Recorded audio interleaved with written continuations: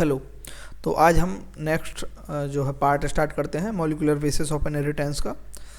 तो इसमें हम ट्रांसक्रिप्शन स्टार्ट करेंगे। उससे पहले मैं बता देता हूँ कि हम जो पढ़ चुके हैं डीएनए के बारे में, डीएनए एक्चुअली में होता क्या है, कैसे जो है रेप्लिकेशन करता है, कैसे बनता है, उसके नाइट्रोजनस बेस वगैरह सारे राइबोसोम्स और राइबोस शुगर वगैरह उसके बारे में हम देख चुके हैं, कैसे वर्क करते हैं, कैसे अटैच होते हैं, कौन से एंड पर, वो सारा हम लेक्चर फर्स्ट में देख चुके हैं। ये हमारा लेक्चर जो है सेकंड लेक्चर है। जहाँ तक हम इस लेक्चर में ही इस चैप्टर को कंप्लीट करवा देंगे। अगर थोड़ा बच जाता है तो नेक्स्ट लेक्चर ले लेंगे, लेकिन 99% चांस है इसी लेक्चर में चैप्टर कंप्लीट हो जाएगा। तो ध्यान से आपको धैर्य के साथ ये सुनना है। नोट्स इस प्रकार से हैं कि आप जो है इनको जब पढ़ेंगे ना तो ऑटोमेटिकली आपको समझ में आ जाएगा, ठीक है। मतलब रिटन नोट है और समझा भी रहा हूँ साथ में। तो ट्रांसक्रिप्शन क्या है, जैसे आप ये पढ़ेंगे ना, तो ट्रांसक्रिप्शन क्या था, process of formation of RNA from DNA is known as transcription, ठीक है। हमने पहले सेंट्रल डॉगमा भी पढ़ लिया फर्स्ट लेक्चर में। सेंट्रल डॉगमा क्या होता है, पहले डीएनए का रेप्लिकेशन होगा, डीएनए से क्या बनता है आरएनए, किसके जरिए, ट्रांसक्रिप्शन के जरिए। आरएनए से क्या बनता है प्रोटीन, किसके जरिए, ट्रांसलेशन। तो ये क्या है, सेंट्रल डॉगमा है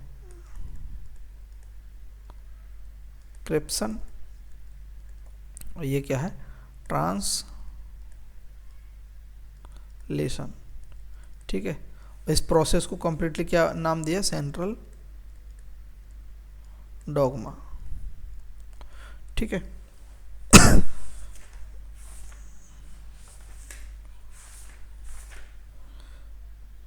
किसने दिया था ये, फ्रांसिस क्रिक ने दिया था, है ना। सेंट्रल डॉगमा किसने दिया था,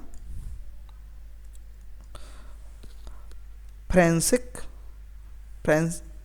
क्रिक,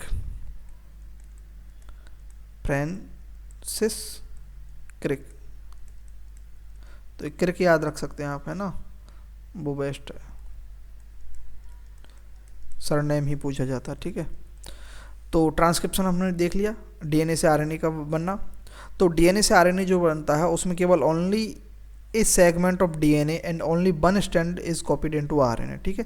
केवल एक छोटा सा सेगमेंट जो होता है डीएनए का, वही जो है आरएनए का फॉर्मेशन करता है। एक साथ पूरा डीएनए जो है आरएनए नहीं बना सकता। वो सारी चीज़ हम पहले देख चुके हैं कि क्यों एक साथ पूरा डीएनए आरएनए नहीं बना सकता, क्यों एक साथ पूरा डीएनए रेप्लिकेट नहीं हो सकता, ठीक है। और उसकी केवल एक स्ट्रैंड ही क्या है आरएनए बनाती है, क्योंकि only one segment of DNA and only one strand is copied into RNA, ठीक है।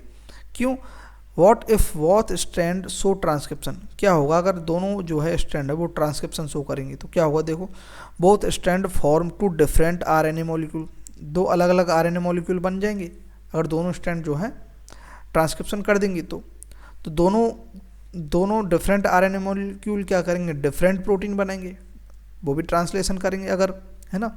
अगर उनके बीच में बॉन्डिंग नहीं होती है तो डबल स्ट्रैंड नहीं बनती है। उन जो दो स्ट्रैंड बनी है ये एंटी आपस में एमआरएनए की ट्रांसक्रिप्शन के बाद, और मान लेते हैं इनमें क्या है, ये दोनों स्ट्रैंड के बीच के जो है ये एक दूसरे के एंटी बनेंगी, तो इनके बीच में जो नाइट्रोजनस बेस है अगर उनके बीच में बॉन्डिंग नहीं होती है मान लेते हैं, तब क्या करेंगे, वो डिफरेंट प्रोटीन बनाएंगी। तो उससे क्या होगा, this would complicate the genetic information transfer machinery. तो ये क्या कर देंगे, जो जेनेटिक इन्फॉर्मेशन जो ट्रांसफ़र जो मशीनरी है, यानी कि जेनेटिक इन्फॉर्मेशन कैसे ट्रांसफ़र होती है। जैसे कि मैं एक एग्जांपल देता हूँ, जैसे कि ग्लूकोज के लिए मान लेते हमने कुछ मीठा खाया, ठीक है, हमने रसगुल्ले वगैरह कुछ भी खाए, ठीक है। उसको खाने के बाद हमारे बॉडी में एक साथ क्या बढ़ेगा, इंसुलिन बढ़ेगा। वो क्यों बढ़ रहा है इंसुलिन जो है, वो ये जीन्स के एक्सप्रेशन से ही तो बढ़ रहा है। यानी कि डीएनए जो है वह एमआरएनए बनाएगा और एमआरएनए क्या है, वह प्रोटीन बनाएगा। सारे हार्मोन्स वगैरह ये सारे प्रोटीन ही तो हैं। तो उससे क्या है, दो प्रकार के अगर मॉलिक्यूल बन जाएंगे आरएनए के, तो अलग अलग प्रोटीन बनाएंगे, एक इंसुलिन को बनाने वाली और एक इंसुलिन को ख़त्म करने वाली, एंटी एक दूसरे के। तो जो जेनेटिक इन्फॉर्मेशन को ट्रांसफ़र करने वाली मशीनरी है ना, उसके साथ कॉम्प्लिकेशन बढ़ जाएंगी, वो नहीं बना पाएगी, प्रोसेस नहीं हो पाएगा आगे, समझे? ठीक है, तो एक तो ये कंडीशन है, इसलिए दोनों स्ट्रैंड जो है ट्रांसक्रिप्शन नहीं कर सकते डीएनए की। आप धीरे धीरे सुनिए इसको, ठीक है, समझे? तो एक तो ये रीजन रहा, ठीक है।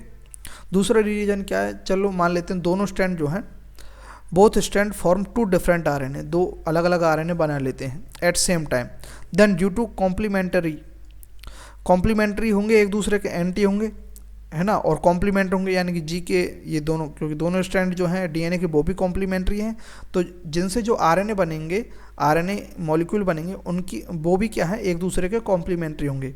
कॉम्प्लीमेंट्री का मतलब ए के सामने क्या आएगा, टी आएगा, टी के सामने ए ही आएगा, ठीक है, जी के सामने सी आएगा, सी के सामने जी आएगा, ए के सामने टी आएगा। ये कॉम्प्लीमेंट्री हैं जो हम पहले पढ़ चुके हैं। प्यूरिन के सामने पायरिमिडिन्स आते हैं, ठीक है, ए और टी डबल बॉन्ड से और जी और सी ट्रिपल बॉन्ड से कनेक्ट होते हैं। ये चारगाफ लॉ पढ़ा था हमने पहले चैप्टर में, पहले लेक्चर में, इससे पहले वाले में, ठीक है। तो अगर दोनों कॉम्प्लीमेंट्री होंगे नेचर में, दे बोथ कम टुगेदर, एक साथ आ जाएंगे and form double standard RNA. Double standard RNA बन जाएंगे तो उसमें ट्रांसलेशन होगा ही नहीं। डबल स्टैंडर्ड आरएनए बन जाएगा तो उसमें प्रिवेंट ट्रांसलेशन ही नहीं होगा। तो इसलिए भी दोनों स्ट्रैंड जो हैं डीएनए की आरएनए को ट्रांसक्रिप्शन नहीं कर सकती, यानी कि दोनों स्ट्रैंड्स के अंदर ट्रांसक्रिप्शन नहीं होगा, क्योंकि अगर दोनों में ट्रांसक्रिप्शन होगा तो ये कंडीशन बन जाएगी दोनों, ठीक है। अब ट्रांसक्रिप्शन यूनिट क्या है? Segment of DNA which show independent transcription is known as transcription unit. DNA का वह, मान लेते तो डीएनए ये बहुत बड़ा डीएनए है ना, ये डीएनए 2.2 मीटर का है ह्यूमन सेल्स के अंदर। इस डीएनए का एक सेगमेंट है, ये सेगमेंट है जो क्या है, इंडिपेंडेंट ट्रांसक्रिप्शन विच show independent transcription, independent transcription show करता है, उसे ही ट्रांसक्रिप्शन यूनिट बोलते हैं। उसके अंदर क्या होगा, एक तो टेम्पलेट स्ट्रैंड होगी, ये 2 स्ट्रैंड होती हैं डीएनए की, एक स्ट्रैंड और एक तो 2 स्ट्रैंड होती हैं। तो एक तो लेंगे हम टेम्पलेट स्ट्रैंड, यानी कि जिस पर ट्रांसक्रिप्शन होगा, और जिस पर मान लेते हैं, ये मैं अलग कलर से बना देता हूँ, ये मैं थोड़ा स्लो चलूँगा ताकि समझ में अच्छा आए ये चैप्टर, ठीक है।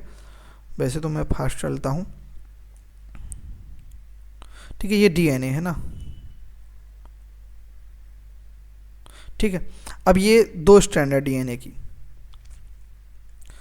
अब इसमें क्या है, एक तो टेम्पलेट स्ट्रैंड है 3' to 5', ये टेम्पलेट स्ट्रैंड है। टेम्पलेट स्ट्रैंड मतलब जिस पर ट्रांसक्रिप्शन होगा। अब मान लेते हैं इस पर क्या है, ए जी सी ऐसे मान लेते हैं, ठीक है। ये कोडिंग हो रही है इसमें, इस स्ट्रैंड पर। अब इस स्ट्रैंड का जब ट्रांसक्रिप्शन होगा तब क्या बनेगा, हमारे पास ट्रांसक्रिप्शन में आरएनए बनेगा। तो आरएनए जो बनेगा वह क्या बनेगा, देखो एक की जगह क्या आता है टी, लेकिन आरएनए में क्या आ जाएगा यू। जी की जगह क्या आता है सी आएगा, सी की जगह क्या आएगा जी, लेकिन यहाँ टी की जगह क्या आ जाएगा यू, क्योंकि आरएनए के अंदर क्या है, यूरेडिन होती है, थायमिन नहीं होती। थायमिन किस में होती है, डीएनए में होता है, ठीक है। लेकिन ये जो स्ट्रैंड है ये तो आरएनए बना है, ये थोड़ा सा याद रखना, 1 मिनट बस, ठीक है। अब ये जो डीएनए की स्ट्रैंड है, ये ऊपर वाली, ये नीचे वाली जो येलो स्ट्रैंड है उसके कॉम्प्लीमेंट्री होगी या नहीं। ए के सामने क्या होगा, यहाँ टी होगा, जी के सामने सी के सामने जी। तो देखो ये जो स्ट्रैंड है ग्रीन वाली, इसे हम कोडिंग स्ट्रैंड बोलेंगे, क्योंकि जो आरएनए बना है उसके जो कोड हैं इस स्ट्रैंड के सिमिलर है, बस थायमिन को छोड़कर। देखो टी सी जी है, इसमें यू सी जी है, आरएनए में यू सी जी है, और उस डीएनए जो स्ट्रैंड है टेम्पलेट के सामने वाली, उसकी कोडिंग क्या है, टी सी जी है। तो आप ये समझे। तो टेम्पलेट स्ट्रैंड तो वह है जिस पर ट्रांसक्रिप्शन होगा, इस पर ट्रांसक्रिप्शन होगा, ठीक है। और कोडिंग स्ट्रैंड वह है जो कॉम्प्लीमेंट्री है, किसके, इस टेम्पलेट स्ट्रैंड के, या फिर जिसके जो कोड्स हैं वो सिमिलर हैं, किसके, आरएनए के सिमिलर सेम है आरएनए के, ठीक है। तो ये जो है स्ट्रक्चरल जीन होता है, यानी कि जिसमें ट्रांसक्रिप्शन होती है, उससे पहले प्रोमोटर होता है और टर्मिनेटर। प्रोमोटर यानी कि ट्रांसक्रिप्शन स्टार्ट करने वाले कुछ यहाँ कोड होते हैं डीएनए के अंदर, है ना, कुछ कोड होते हैं ट्रांसक्रिप्शन स्टार्ट करने वाले, तो उन्हें प्रोमोटर बोलते हैं। और कुछ टर्मिनेटर होते हैं जो ट्रांसक्रिप्शन को रोक देते हैं। तो ये बात आप थोड़ा समझे हैं, आराम से धैर्य के साथ इसको एक बार देख लें, ठीक है, और दिमाग को एक्टिवली कर लें, एक्टिवेट कर लें। स्ट्रक्चरल जीन क्या होता है? वो ये part of transcription unit which actually participate in RNA formation. जो आरएनए का फॉर्मेशन करता है भाई ट्रांसक्रिप्शन, भाई क्या है? स्ट्रक्चरल जीन होता है एक्चुअली में, है ना। देयर आर 2 स्ट्रैंड होते हैं, एक टेम्पलेट स्ट्रैंड 3' to 5'। हमने ये 3' to 5' क्यों ली टेम्पलेट? क्योंकि ये क्या है? लीडिंग है, लीडिंग स्ट्रैंड है ये, क्योंकि जो पॉलीमरेज है डीएनए पॉलीमरेज जो एंजाइम है 5' to 3' की डायरेक्शन में में ही क्या करता है? वर्क करता है ना। It has code, just template strand, it has code on complementary of which RNA form. जैसे AG, ये जो टेम्पलेट स्ट्रैंड है उस पर कोड है AGCT, AGCT ये कोड है। तो आरएनए जो बनेगा उसके क्या कोड होंगे? UCGA, है ना, UCGA। तो ये क्या बोल रहा है कि टेम्पलेट स्ट्रैंड क्या है? It has code on complementary of which RNA form. ठीक है, समझे आप ये बात? यानी कि सीधी सी बात है। कोडिंग स्ट्रैंड क्या है? जो 5' to 3' है coding strand, it does not code, ये कोड नहीं करती कुछ भी। कोड कौन करती है? मतलब डीएनए से आरएनए कौन बना रही है? टेम्पलेट। डीएनए से आरएनए जो बना रही है यानी कि कोड कर रही है, कोडिंग कर रही है, तो वो कौन से? टेम्पलेट है, टेम्पलेट स्ट्रैंड है, ये रही।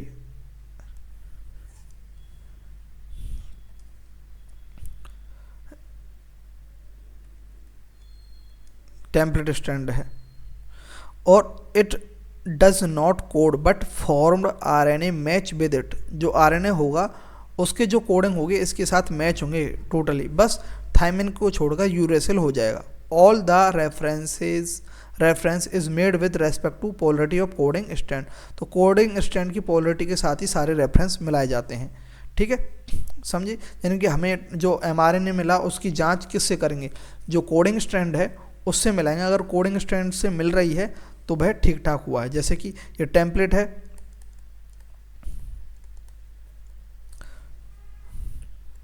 ठीक है, ये टेम्पलेट है और ये क्या है? कोडिंग है, कोडिंग स्ट्रैंड, ये कोडिंग स्ट्रैंड है। तो जैसे इसमें क्या है? ATGGCT, तो टेम्पलेट है ये, और कोडिंग में क्या बनेगा? TA, इसके जस्ट अपोजिट CGA, ठीक है। तो अब ट्रांसक्रिप्शन जब होगा तो ये क्या है? ये mRNA है, ये ट्रांसक्रिप्शन होकर बना mRNA। तो ये कैसे बना? ट्रांसक्रिप्शन हुआ इसमें, किस में? ये टेम्पलेट पर। तो देखो ये किसके सिमिलर है? देखो बिल्कुल, इधर 5' है, इधर 5' है, इधर थायमिन है, लेकिन थायमिन की जगह आरएनए के अंदर क्या होता है? यूरेसिल आता है, ठीक है। एक की जगह एडेनिन की जगह एडेनिन, साइटोसिन की जगह साइटोसिन, साइटोसिन की जगह साइटोसिन, ग्वानिन की जगह ग्वानिन, एडेनिन की जगह एडेनिन, बाकी सब सेम है, 3' की जगह 3'। तो बस हम किससे मिलाएंगे? कोडिंग स्ट्रैंड से, ठीक है। कोडिंग स्ट्रैंड हमारे लिए रेफरेंस रहेगा। आप बात समझे या नहीं? अच्छे से देखो से, ये mRNA, ठीक है, ये होता है ट्रांसक्रिप्शन, है ना। प्रोमोटर और टर्मिनेटर क्या है? प्रोमोटर क्या है? वो located at 5' end of DNA. ये क्या है? Code of coding strand, coding strand, coding strand, हमने ये रेफरेंस लिया कोडिंग स्ट्रैंड। कोडिंग स्ट्रैंड के जो 5' एंड है, जैसे देखो ये 3' है, 5', ये टेम्पलेट है, और ये क्या है? कोडिंग स्ट्रैंड है। तो इधर की साइड क्या होते हैं, प्रमोटर होते हैं, ये प्रमोटर है, ठीक है, ये प्रमोटर हैं 5' एंड पे ऑफ कोडिंग स्ट्रैंड, ठीक है। It is a DNA sequence, एक प्रकार से डीएनए सीक्वेंस है that provide binding site for RNA polymerase. RNA polymerase के लिए ये एक प्रकार की बाइंडिंग साइट प्रोवाइड करवाते हैं ये। तो इनके पास कुछ कोड होते हैं, उन कोड, वो कोड्स क्या करते हैं, आरएनए पॉलीमरेज को बाइंड करवाते हैं। तो आरएनए पॉलीमरेज बाइंड होगा तो फिर ट्रांसक्रिप्शन स्टार्ट हो जाएगा। टर्मिनेटर क्या होते हैं, ये located at 3' end of DNA, 3' end of DNA of coding strand, ठीक है, ऑफ कोडिंग स्ट्रैंड में रही है ना, रेफरेंस में हमने वही ली है। तो ये कोडिंग स्ट्रैंड जो है 3' एंड पर है, तो उधर क्या होते हैं,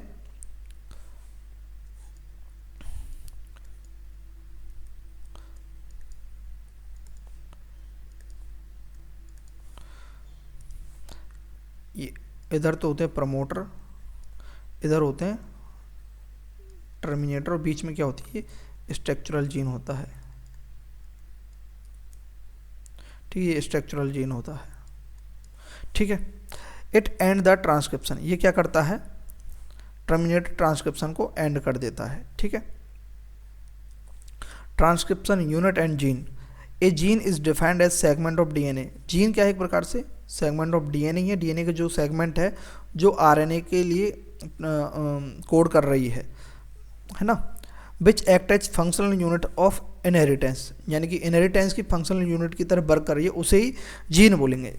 देखो ये जो स्ट्रक्चरल जीन है इसके पास कुछ कोडिंग है जिनके जरिए क्या बन रहा है, एमआरएनए बन रहा है, ठीक है। ये कोडिंग स्ट्रैंड है जो एमआरएनए के सिमिलर है।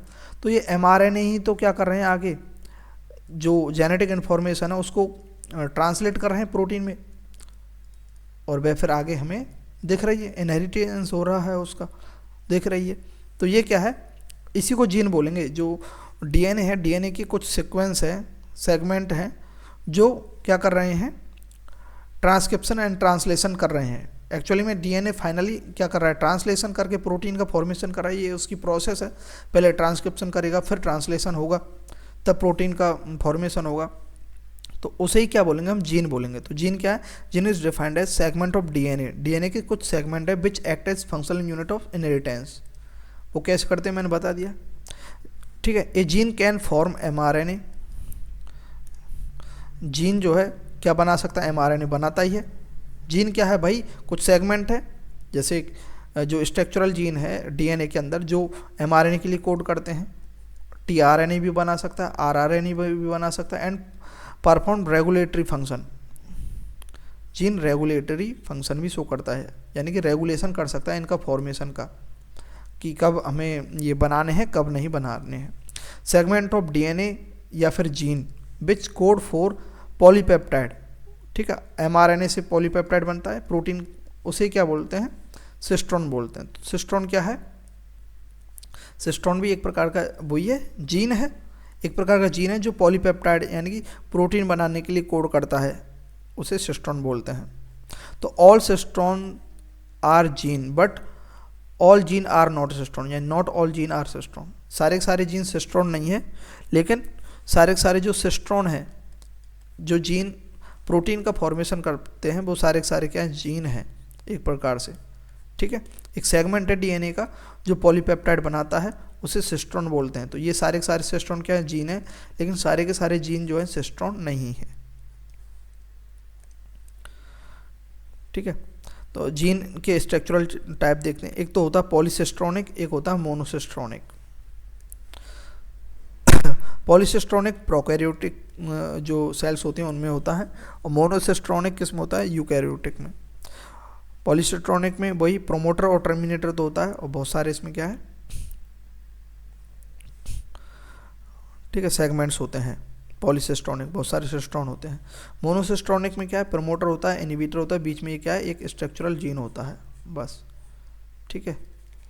तो monocistronic gene is split gene, it means coding sequence exons are interrupted by non coding sequence introns. Monocistronic में क्या होता है कि इसके अंदर क्या होती हैं, कुछ कोडिंग सीक्वेंस होती हैं जो बीच में इंटरप्ट हो जाती हैं बाय नॉन कोडिंग। जैसे कि 1 मिनट आगे बताते हैं कैसे, यहीं बता देते हैं। देखो जैसे कि डीएनए से क्या बनेगा हमारा एमआरएनए, किसके जरिए बन रहा है ये, ट्रांसक्रिप्शन के जरिए। तो ये बनेगा, ये कैसे बनेगा, तो एमआरएनए जो बनेगा एचएनआरएनए के फॉर्म में बनेगा, हेट्रोजीनस आरएनए। क्यों, क्योंकि इसके बीच में क्या है, ये इमेच्योर है, मैच्योर आरएनए नहीं है। इसके बीच में ये जो आरएनए बना, ये जैसे ये आरएनए बना है, ठीक है, ये आरएनए बना है ट्रांसक्रिप्शन के जरिए, तो इसके बीच में क्या इंटरप्शन हो गया, कोडिंग की बीच में क्या इंटरप्शन हो गया। 1 मिनट रेड से दिखाते हैं, ये आरएनए है और इनके बीच में क्या है, इंटरप्शन हो गया। ये क्या नॉन कोडिंग सीक्वेंस है कुछ, तो इनको क्या बोलेंगे, ये क्या है, इंट्रॉन्स हैं। ये रेड जो हैं ये इंट्रॉन्स हैं, इंट्रॉन।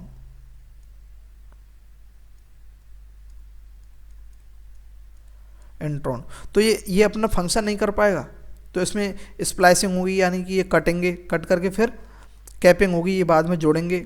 स्प्लाइसिंग और कैपिंग होगी, आगे कुछ ग्वानिसिन ट्राइफॉस्फेट जोड़ेगा, ठीक है, 3' एंड पर, और कुछ यहाँ पर एसाइलेशन वगैरह होगा। तो और ये जो सेगमेंट है, फ्रेगमेंट जो है, ये बाद में किससे जुड़ेंगे, डीएनए लाइगेज या फिर लाइगेज एंजाइम जो होता है उसकी हेल्प से ये जुड़ जाएंगे, तब जाकर के मैच्योर बनेगा डीएनए। तो मोनोसिस्ट्रोनिक जो जीन है वो एक प्रकार से स्प्लिट जीन है, ठीक है, यानी कोडिंग सीक्वेंस को तो क्या बोलते हैं, एक्सॉन्स बोलते हैं। उनके बीच में कुछ नॉन कोडिंग सीक्वेंस आ जाते हैं जिन्हें इंट्रॉन बोलते हैं, ठीक है। समझिए आप ये बात। टाइप्स ऑफ आरएनए, आरएनए के टाइप्स एक बार देख लेते हैं, फिर और आगे प्रोसेस समझेंगे, थोड़ा सा धैर्य रखिए, ठीक है। तो एमआरएनए क्या है, मैसेंजर आरएनए होता है। It provide template and have genetic code for protein synthesis, ठीक है।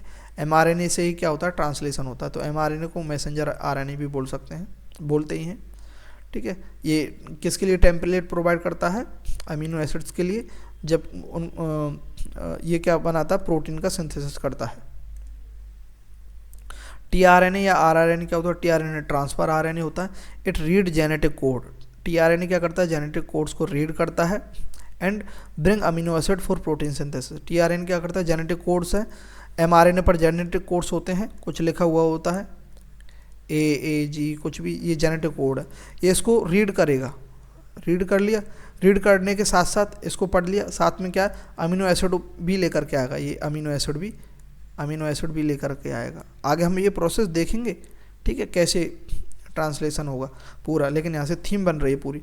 तो ये क्या करता है, अमीनो एसिड को लेकर के आता है, फिर प्रोटीन का सिंथेसिस करवाता है। एक और टीआरएनए लेकर के आएगा, ऐसे ही एक और यहाँ पर कुछ कोड लिखा हुआ, टीआरएनए यहाँ अटैच होगा, ये अमीनो एसिड्स लेकर के आएगा, अमीनो एसिड्स पार्ट्स पास आएंगे, पॉलीपेप्टाइड चेंज बनेगा, ऐसे ट्रांसलेशन होगा। वो आगे देखेंगे हम अच्छे से। अभी हम यहाँ देख रहे हैं आरएनए कौन कौन से होते हैं, किस प्रकार के होते हैं। तो टीआरएनए क्या होता है, it read genetic codes, mRNA पर होते हैं जेनेटिक कोड्स, है ना। और क्या करता है, ये अमीनो एसिड को लेकर के आता है, जो साइटोप्लाज्म में बहुत सारे अमीनो एसिड्स हैं उनको उसी हिसाब से लेके आता है। हर टीआरएनए स्पेसिफिक होता है प्रत्येक अमीनो एसिड के लिए, ठीक है, और हर जेनेटिक कोड के लिए अलग होता है tRNA for protein synthesis. RRNA क्या होता है, राइबोसोमल आरएनए होता है। It is a structural and catalytic role during translation. तो जब ट्रांसलेशन होता है तो ये क्या रोल करता है, एक तो स्ट्रक्चरल यानी स्ट्रक्चर बनाता है, ठीक है, राइबोसोम की स्ट्रक्चर तो बनाता ही है, ये राइबोसोमल आरएनए है। साथ में क्या करता है, कैटालाइटिक रोल करता है ड्यूरिंग ट्रांसलेशन। जैसे कि 28S जो है ये यूकैरियोटिक में होता है, 23S जो है ये प्रोकैरियोटिक सेल्स में किसका काम करता है, कैटालाइटिक। आगे देखेंगे हम, ठीक है। तो अभी यहाँ बस देखते जाते हैं, धैर्य के साथ आप बने रहें बस, है ना। समझ में नहीं आए तो आप कमेंट करें, और पर्सनली आप मुझे मैसेज कर सकते हैं, ठीक है। टेलीग्राम पर जाएंगे तो उसमें मैंने पिन कर रखा है अपना, तो उसमें जैसे आप क्लिक करेंगे तो मुझे डायरेक्टली मैसेज कर सकते हैं और पूछ सकते हैं कुछ भी, ठीक है। स्मॉलेस्ट आरएनए क्या है, टीआरएनए क्या है, स्मॉलेस्ट आरएनए है ये। मोस्ट अबुंडेंट आरएनए कौन है, आरआरएनए है, उसके बाद टीआरएनए है, और सबसे कम क्या है, एमआरएनए बनता है। ठीक है, सबसे ज़्यादा आरआरएनए, फिर टीआरएनए, फिर एमआरएनए। स्टेबिलिटी किसकी ज़्यादा रहेगी, आरआरएनए की रहेगी, उससे कम टीआरएनए की, उससे कम एमआरएनए की स्टेबिलिटी रहेगी। लार्जेस्ट आरएनए क्या है, एमआरएनए, मतलब बड़ा। ठीक है, ये कुछ चीज़ें याद करने वाली है ये तो। ठीक है, ट्रांसक्रिप्शन इन प्रोकैरियोट्स। ठीक, अब देखते हैं, हमने अभी तो देखा था कि ट्रांसक्रिप्शन होता क्या है, मतलब सीधी सी बात है, डीएनए से आरएनए का फॉर्मेशन जो होता है वह ट्रांसक्रिप्शन होता है, बस यही है अभी तक तो। अब वो होता कैसे है, सारी वो हम डिटेल में पढ़ेंगे। ट्रांसक्रिप्शन इन प्रोकैरियोट्स, प्रोकैरियोट्स में कैसे होता है ट्रांसक्रिप्शन, तो वही हमने पढ़ा था। एक टेम्पलेट स्ट्रैंड होता है, एक कोडिंग स्ट्रैंड होता है। ठीक है, और ये जो है इसी को क्या बोलते हैं, स्ट्रक्चरल जीन है ये, आगे प्रोमोटर है, प्रोमोटर का हिस्सा है, पीछे क्या टर्मिनेटर होता है, ये होता है, ये ट्रांसक्रिप्शन यूनिट है ना। यहाँ डायग्राम थोड़ा सही नहीं है, ऐसे देखो 3 डैश, ये 5 डैश, ये 5 डैश, ये 3 डैश। ठीक है, ये टेम्पलेट, ये कोडिंग, ये टेम्पलेट, ये कोडिंग ऐसे लिख देता हूँ, और बीच का ये क्या है, ये जो क्या करेगा, ट्रांसक्रिप्शन करेगा, ये पार्ट ट्रांसक्रिप्शन करेगा, इसे क्या बोलेंगे, स्ट्रक्चरल जीन। और ये आगे क्या है, प्रोमोटर, पीछे क्या है, टर्मिनेटर, बस यही तो है।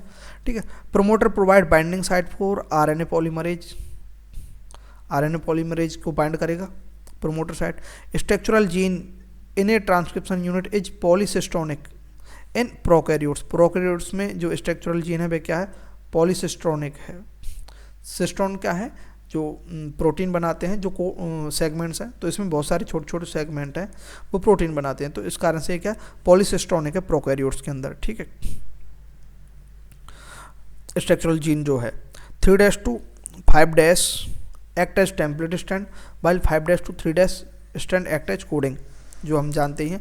टर्मिनेटर डिफाइंस टर्मिनेशन, टर्मिनेटर क्या करता है, टर्मिनेशन करता है। तो यहाँ पर टर्मिनेटर का रोल कौन करता है वो देखते हैं। तो यहाँ पर जो टर्मिनेशन कौन करेगा, रो फैक्टर करेगा। देखते हैं आगे, RNA polymerase and sigma and rho factor. Only one type of DNA dependent RNA polymerase use in prokaryotic type. तो ये बात याद रखने वाली बात है कि जो प्रोकैरियोटिक जो होते हैं उनमें केवल एक प्रकार का डीएनए डिपेंडेंट, यानी कि डीएनए से आरएनए बन रहा है तो डीएनए डिपेंडेंट है आरएनए पॉलीमरेज, एक प्रकार का ही यूज होता है प्रोकैरियोट्स के अंदर। It catalyses all 3 type of RNA, जो भी आरएनए है, टीआरएनए, आरआरएनए, एमआरएनए, उन सबको कैटेलाइज करता है। RNA polymerase alone is only capable of catalysing elongation, but sigma and rho change its specificity to initiate and terminate। ठीक है, ये जो आरएनए पॉलीमरेज है ये खुद अकेला क्या कर सकता है, कैटेलाइज कर सकता है और एलोंगेशन कर सकता है, लेकिन इनिशिएट करने के लिए और टर्मिनेट करने के लिए क्या है वो देखते हैं। यहाँ केवल एक आरएनए पॉलीमरेज है, ठीक है, जो एलोंगेशन कर सकता है और क्या कर सकता है, कैटेलाइज कर सकता है ना। ये कर सकता है, लेकिन इनिशिएट कैसे करेगा, क्योंकि इनिशिएशन के लिए नहीं है आरएनए पॉलीमरेज। ठीक है, तो आरएनए पॉलीमरेज कब इनिशिएट करेगा, प्रोमोटर के रूप में कब वर्क करेगा, जब उसके पास क्या आएगा, सिग्मा फैक्टर आएगा। जैसे कि ये है टेम्पलेट है, टेम्पलेट स्टैंड है, ये है कोडिंग स्टैंड है, तो और ये स्ट्रक्चरल जीन है, यहाँ प्रोमोटर है। तो प्रोमोटर पर क्या है, हमने पढ़ा था कि अगर कोई आरएनए पॉलीमरेज इस पर अटैच होगा तब स्टार्ट होगा। तो यहाँ आरएनए पॉलीमरेज एक ही प्रकार का है, तो आरएनए पॉलीमरेज यहाँ जाएगा तो कुछ नहीं होगा, लेकिन यहाँ पर RNA polymerase with sigma factor के साथ जाएगा, या सिग्मा फैक्टर के साथ जाएगा, तो क्या है, यहाँ पर ट्रांसक्रिप्शन स्टार्ट हो जाएगा। और जब टर्मिनेशन करना होगा तो यहाँ पर आरएनए पॉलीमरेज सिग्मा फैक्टर के साथ आएगा, तब टर्मिनेशन होगा। समझे बात को। तो इसमें क्या है, प्रोकैरियोट्स के अंदर एक ही क्या होता है, आरएनए पॉलीमरेज होता है। इसलिए इनिशिएशन के लिए ट्रांसक्रिप्शन, फॉर इनिशिएशन ऑफ किसका, ट्रांसक्रिप्शन, ट्रांसक्रिप्शन के इनिशिएशन के लिए क्या चाहिए, sigma factor plus RNA polymerase, और RNA polymerase plus rho factor किसके लिए चाहिए? टर्मिनेशन ऑफ ट्रांसक्रिप्शन, यानी रोकना भी तो है ट्रांसक्रिप्शन। जब रुक जाएगा तो हमें क्या फाइनली क्या मिल जाएगा? एमआरएनए मिल जाएगा डीएनए से।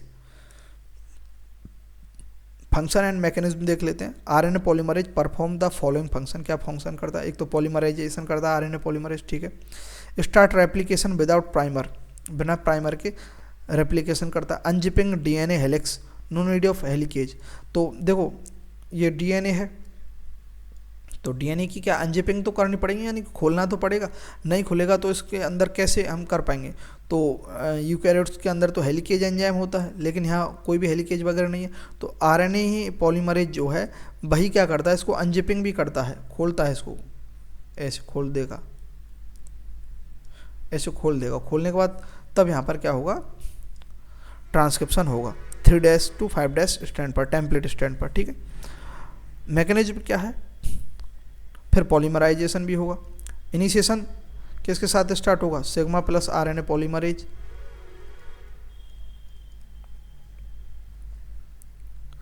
वो क्या करेंगे? इनिशिएशन कर पाएंगे। मैकेनिज्म ऑफ ट्रांसक्रिप्शन देखते हैं, प्रोकैरियोट्स के अंदर ही देख रहे हैं। There are 3 steps in mechanism, कौन कौन सी हैं? इनिशिएशन होगा, RNA polymerase bind to promoter and initiate transcription by the help of sigma factor, ठीक है। प्रोमोटर से अटैच हो गया, और ट्रांसक्रिप्शन कब इनिशिएट होगा? With the help of sigma factor. बिना सिग्मा फैक्टर के ट्रांसक्रिप्शन इनिशिएट ही नहीं होगा, स्टार्ट ही नहीं होगा, ठीक है। पहली प्रोसेस ही होगी। उसके बाद क्या होगा? एलोंगेशन होगा, यानी कि वो बनेगा, एमआरएनए बनेगा। RNA polymerase use as nucleoside triphosphate, NTPs, जैसे एटीपी एडिनोसिन ट्राइफॉस्फेट, यूटीपी है ना, सीटीपी, जीटीपी गुआनोसिन ट्राइफॉस्फेट, ऐसे है ना, साइटोसिन ट्राइफॉस्फेट है ना, यूरेडिन ट्राइफॉस्फेट है ना। And perform elongation by extending RNA chain, और आरएनए चेन को बड़ा बनाता जाएगा। मतलब जैसे कि देखो मैं यहाँ ऐसे बता देता हूँ, 3' ये 5' है, टेम्पलेट स्टैंड है, ठीक है। 5' 3' ये कोडिंग स्टैंड है। तो यहाँ पर क्या है? ये सिग्मा फैक्टर है ना। यहाँ आरएनए पॉलीमरेज जैसे ही जाएगा, आरएनए पॉलीमरेज को मैं ऐसे शो कर देता हूँ, ठीक है। यहाँ जैसे आरएनए पॉलीमरेज और सिग्मा फैक्टर के साथ होगा तो क्या होगा? यहाँ से यहाँ पर कुछ कोड ऐसे लिखे हुए हैं, मैं लिख नहीं रहा हूँ, बस ऐसे डॉट से डिनोट कर रहा हूँ। तो क्या करेगा? एलोंगेशन करेगा आरएनए पॉलीमरेज साथ में, तो एलोंगेशन करेगा तो इसमें क्या है? ऐसे डीएनए और एमआरएनए ऐसे निकलता जाएगा, ठीक है। एमआरएनए यहाँ से बनता जाएगा, वह कैसा बनेगा? बिल्कुल कोडिंग स्टैंड की तरह,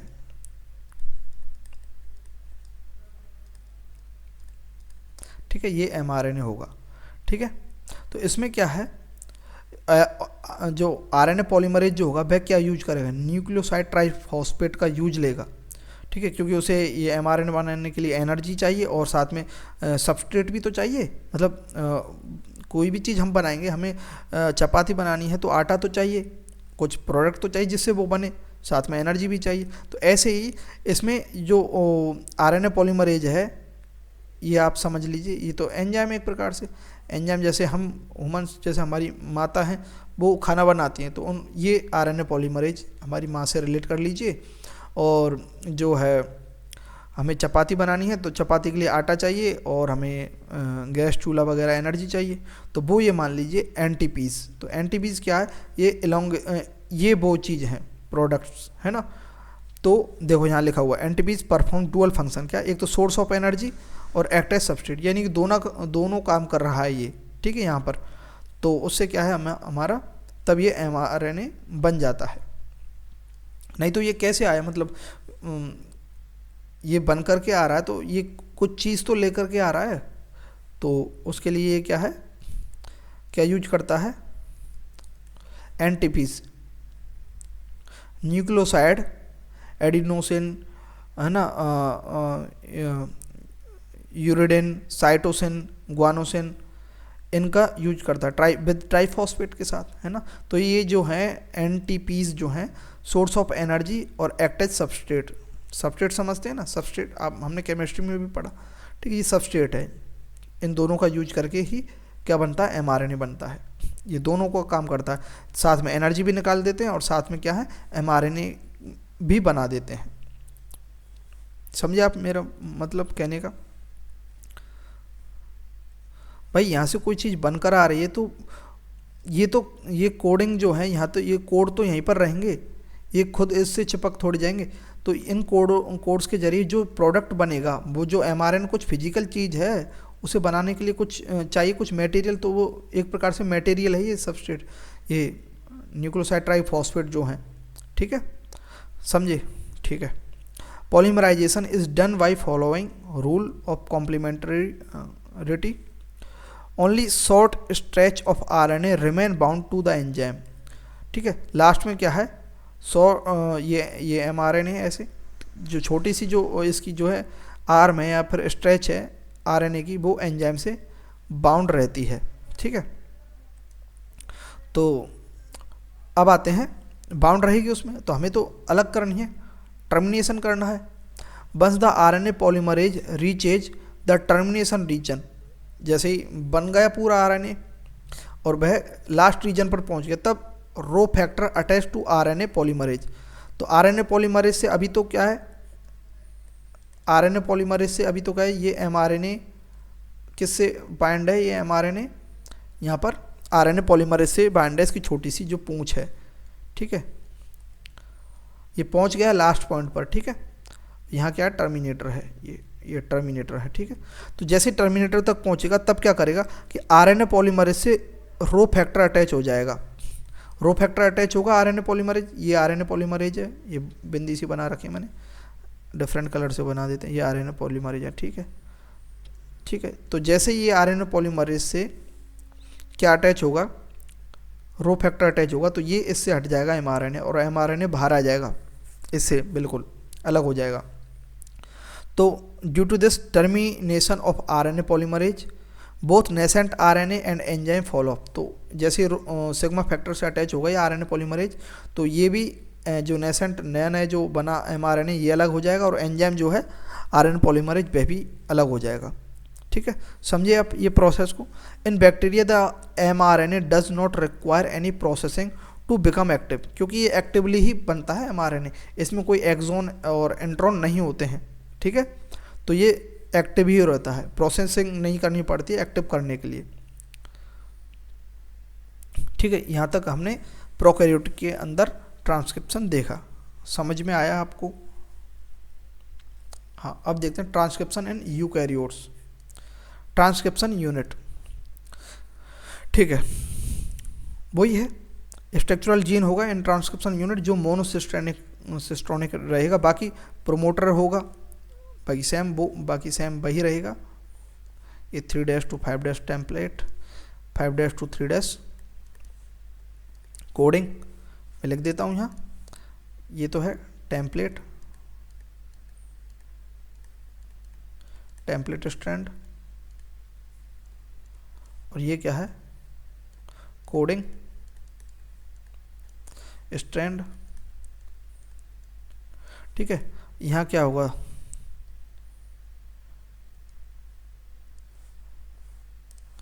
ये है प्रमोटर और ये है टर्मिनेटर, ठीक है। और ये क्या है, स्ट्रक्चरल जीन है जिसमें क्या, जिससे आरएनए बनेगा। ओम हरि, ये स्ट्रक्चरल जीन है, ठीक है। ये टेम्पलेट स्ट्रैंड का ही होगा एक्चुअली में, तो ट्रांसक्रिप्शन है, और कोडिंग स्ट्रैंड में कोई भी कोडिंग नहीं होती है, कोडिंग होती है टेम्पलेट स्ट्रैंड में, ठीक है। अब क्या होगा यहाँ पर देखते हैं, ठीक है। इसमें क्या मोनोसिस्ट्रैंडिक है, ये है ना,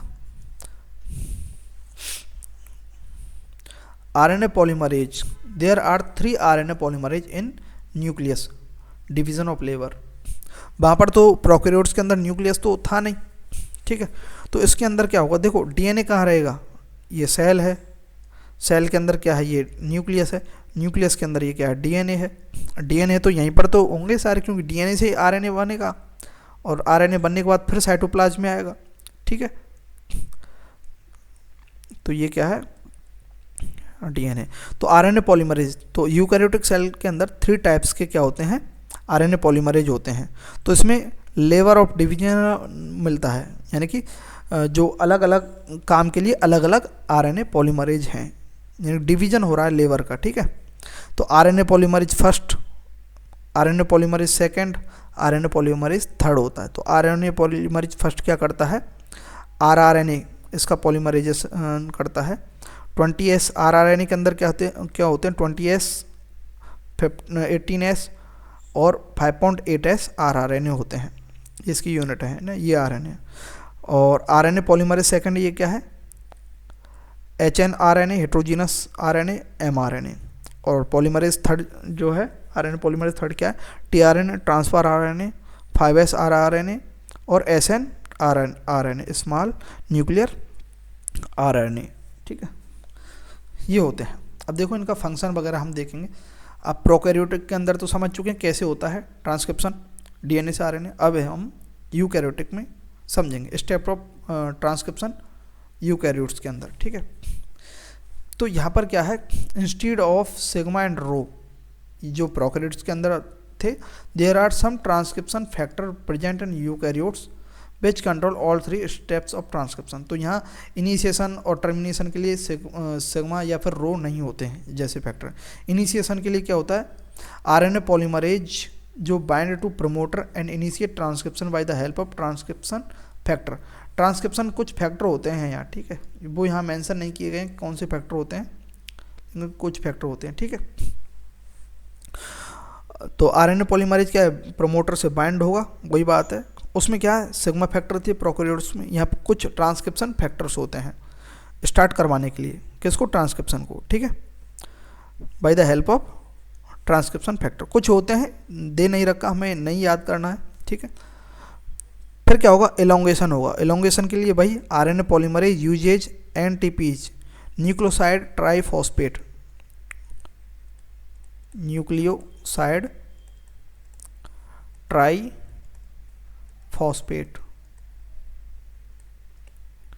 पेट्स होते हैं, जैसे कि एटीपी, जीटीपी, है ना, और यहाँ टीटीपी, यहाँ यूटीपी नहीं होगा, है ना, और क्या रह गया, सीटीपी, है ना, ये ऐसे ट्राइफॉस्फेट है ना, न्यूक्लियोसाइड है, लेकिन यहाँ ये याद रखना ये न्यूक्लियोसाइड है, एडिनोसिन, ग्वानोसिन, थायमीन और साइटोसिन, है ना। तो आरएनए पॉलीमरेज इनका यूज करता है। तो ये एनटीपीज क्या है, वही दोनों सोर्स करता है, सोर्स की तरह और सबस्ट्रेट की तरह करता है, and perform elongation with the help of transcription factor. यहाँ पर भी एलोंगेशन किसकी हेल्प से करता है, आरएनए पॉलीमरेज ट्रांसक्रिप्शन फैक्टर की तरह की हेल्प से। कुछ होते हैं ट्रांसक्रिप्शन फैक्टर, है ना। टर्मिनेशन क्या होता है, when RNA polymerase reaches to terminator site with the help of transcription factor, transcription process terminate, ठीक है। प्रोसेस तो मैंने प्रोकैरियोट्स के अंदर समझा दी है, बस हमें सिग्मा रो नहीं होते हैं, और इसमें क्या है, ये पॉलीसिस्टोनिक नहीं होता, मोनोसिस्टोनिक होता है। और इसमें क्या है, जो आरएनए जो बन के आता है वह मैच्योर नहीं रहता है, मतलब एक्टिव नहीं रहता, इनएक्टिव बनता है। वो कैसे हम देखेंगे अभी, रुको कैसे। पोस्ट ट्रांसक्रिप्शन ट्रीटमेंट क्या होता है, these following process convert HNRNA into functional and efficient mRNA। तो देखो हमें वो मैं बता देता हूँ यहाँ पर कैसे ट्रांसक्रिप्शन हो रहा है प्रोकैरियोट्स के अंदर। देखो ये 3' है, ये 5' है, ठीक है, ये 5' है, ये 3' है, ठीक है। यहाँ से प्रोमोटर है, ये टर्मिनेटर है, ठीक है। और यहाँ से जो है मान लेते हैं mRNA यहाँ से ट्रांसक्रिप्शन होकर आ रहा है, ठीक है। तो ये टर्मिनेशन, जैसे यहाँ टर्मिनेशन होगा, ये टर्मिनेट होकर के आ जाएगा, mRNA को अलग कलर से बना दे, तो ये रहा, ठीक है। तो यहाँ जो टर्मिनेशन पर टर्मिनेशन फैक्टर के जरिए यहाँ से टर्मिनेट होकर आ जाएगा ये। तो ये जो mRNA जो ये निकला है, यहाँ पर जो RNA निकला है वह mRNA नहीं है एक्चुअली में, वह इनएक्टिव है, इनएक्टिव निकला। क्यों निकला? क्योंकि ये मोनोसिस्ट्रोनिक है। तो इसमें साथ में क्या है, बीच में नॉन कोडिंग क्या है, यहाँ नॉन कोडिंग क्या है, इसमें बीच बीच में सीक्वेंसेस है। इनको क्या बोलेंगे हम, ये जो रेड है ये इंटरप्ट कर देते हैं इस आरएनए की कोडिंग को। ये क्या है, इंट्रॉन है। और ये जो ग्रीन ग्रीन हमने बनाए हैं ये क्या है, एक्सोन है। ये एक्चुअली में क्या है, सीक्वेंस है जो कोड कर सकते हैं। ठीक है, तो दिस आरएनए तो बन गया लेकिन इनएक्टिव है। This following process convert hRNA into functional and efficient mRNA। कौन कौन सी प्रोसेस है? अब यहाँ तक हमने आरएनए ले लिया, ये आरएनए है, ये आरएनए है जो कि एक्चुअली में क्या है, hnRNA है, hnRNA। ठीक है,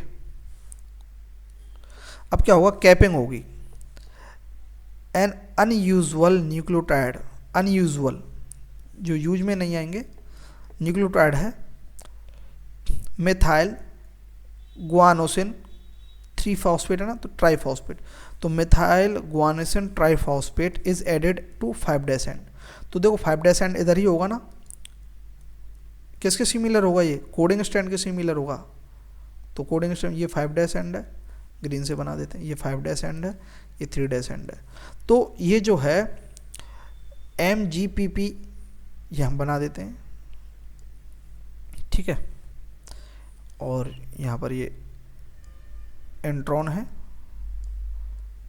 नॉन कोडिंग सीक्वेंस है, ये 5' है, ये 3' है। तो यहाँ जो है 5' पर क्या है, MGPP 3-फॉस्फेट मिथाइल गुआनोसिन ट्राइफॉस्फेट ऐड हो जाता है 5' एंड पर। ठीक है, फिर क्या होता है, स्प्लाइसिंग होती है। स्प्लाइसिंग मतलब कटिंग होती है। hNRNA कंटेन बोथ, ये hNRNA है अभी, hNRNA both intron and exon. In splicing non coding introns are remove. Splicing में नॉन कोडोन जो इंट्रॉन है वे रिमूव कर दिए जाते हैं। Exon are joint in definite order.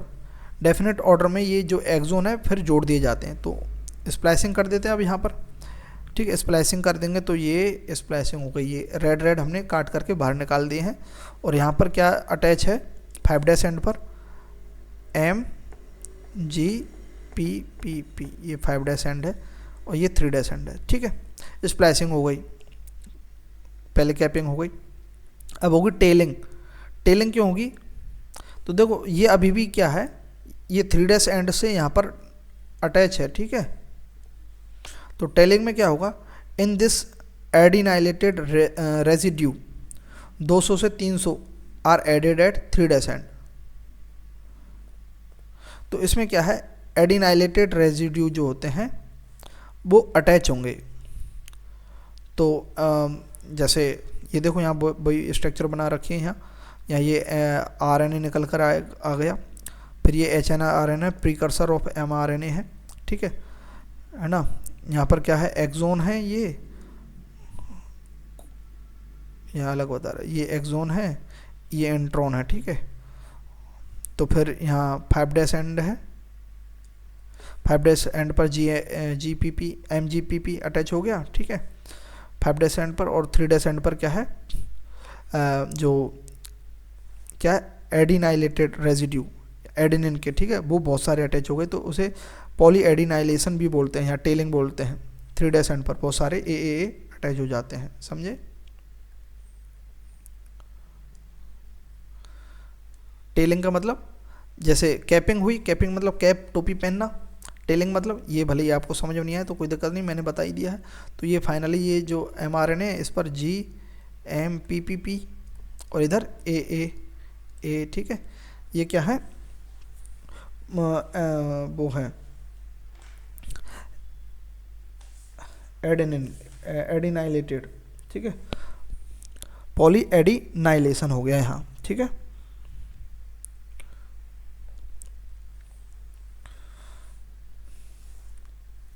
तो ये फाइनली मैं इसकी स्ट्रक्चर बना देता हूँ। हाँ ये रहा, देखो, हाँ एनसीईआरटी का ये, ठीक है। तो देखो ये यहाँ से आ गया, यहाँ पर कैपिंग हो गई। फिर कैपिंग होने के बाद क्या हो गया, यहाँ पर ये इंट्रॉन है रेड रेड और एक्सॉन है ये येलो, ठीक है। ये 3' mRNA है। फिर उसके बाद क्या हो गया, स्प्लाइसिंग हो गई। स्प्लाइसिंग मतलब ये कट करके यहाँ से देखो ये निकाल दिए हैं, ये स्प्लाइसिंग हो गई। फिर पॉलीएडिनाइलेशन हो गया। ये क्या लिखा हुआ है, पॉलीएडिनाइलेशन,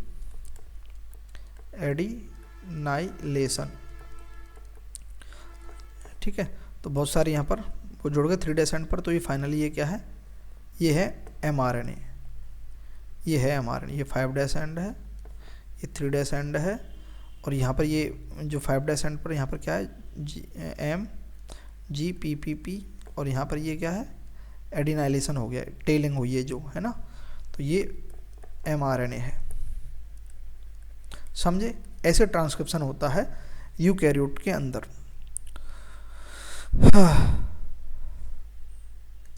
समझ गए ना आप। तो अब पढ़ेंगे हम जेनेटिक कोड।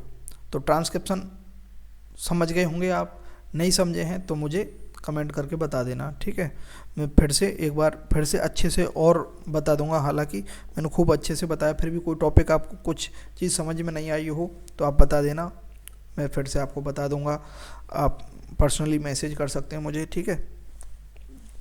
तो अब आते हैं जेनेटिक कोड पर। ट्रांसक्रिप्शन तो हो गया हमारा। अब ट्रांसक्रिप्शन के बाद क्या होनी चाहिए, ट्रांसलेशन, ठीक है। डीएनए से हमने क्या बना लिया, आरएनए तो बना लिया। अब आरएनए क्यों बनाया, क्योंकि हमें प्रोटीन बनानी है। आरएनए से क्या बनता है, प्रोटीन। लेकिन आरएनए से प्रोटीन बनता है, प्रोटीन किससे बनता है, अमीनो एसिड्स की चेन होती है, ठीक है। पॉली अमीनो एसिड होते हैं, यानी पॉलीपेप्टाइड होते हैं। अमीनो एसिड, 2 अमीनो एसिड जो होते हैं वो किससे जुड़े हुए होते हैं, एक पेप्टाइड बॉन्ड से। तो बहुत सारे अमीनो एसिड किससे जुड़ेंगे, बहुत सारे पेप्टाइड बॉन्ड से। तो पॉलीपेप्टाइड जो चेन होती है उसी को क्या बोलते हैं, प्रोटीन बोलते हैं। तो लेकिन ये जो अमीनो एसिड्स हैं वो इस आरएनए से कैसे कनेक्ट होंगे भाई, कुछ तो कोडिंग होगी ना, कुछ तो कोडिंग होगी उन अमीनो एसिड्स के लिए। यानी कि ये अमीनो एसिड्स हैं, मीथियोनिन या फिर ट्रिप्टोफैन, कोई भी अमीनो एसिड्स है, ठीक है। वो किस आरएनए से किस कोडिंग पर कहाँ अटैच होगा, क्यों होगा, तो ये तो बात है। और अमीनो एसिड टोटल कितने हैं, 20 हैं। तो जेनेटिक कोड क्या होगा, जो mRNA है इस mRNA पर क्या कोड होगा जिससे ये प्रोटीन कनेक्ट हो, अटैच हो करके फिर अमीनो एसिड जो है इस RNA पर अटैच हो जिससे प्रोटीन बन सके। देखो हम अच्छे से इसे देखेंगे धैर्य के साथ। कभी नहीं समझा होगा तो ये जेनेटिक कोड आपको यहाँ 101% समझ में आ जाएगा। The relationship of nucleotide base, code क्या है एक्चुअली में, न्यूक्लियोटाइड बेस ही तो है। mRNA पर क्या है बताओ, जो डीएनए पर भी न्यूक्लियोटाइड बेस है, फिर mRNA पर भी क्या न्यूक्लियोटाइड बेस है। And amino acid is known as genetic code. तो न्यूक्लियोटाइड बेस और अमीनो एसिड जो हैं उनके बीच में जो रिलेशनशिप है उस रिलेशनशिप को ही जेनेटिक कोड बोलते हैं। यानी कि जैसे हम बोल देते हैं कि जैसे UUU, ये कोई क्या है, न्यूक्लियोटाइड बेस का पेयर है। तो UUU किसको कोड कर रहा है, UUU ये किसको कोड कर रहा है,